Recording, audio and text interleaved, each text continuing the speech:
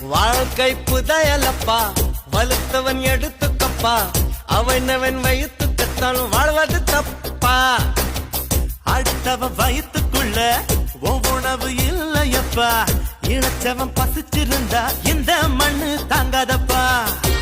நீ வாதத்துக்க ரொம்ப கெட்டிக்காரன், அட வக்கீலுக்கு நீ சொந்தக்காரன். சொல்லும் வார்த்தையில் என்ன சொக்க வைக்கிற, இமயமலையில வந்து ஐஸ் விற்கிற.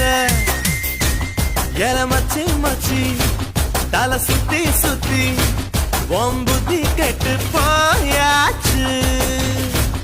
எம்முளைக்குள்ள பல பட்டாம் பூச்சி எட்டி எட்டி பக்கத்து என்னாச்சு.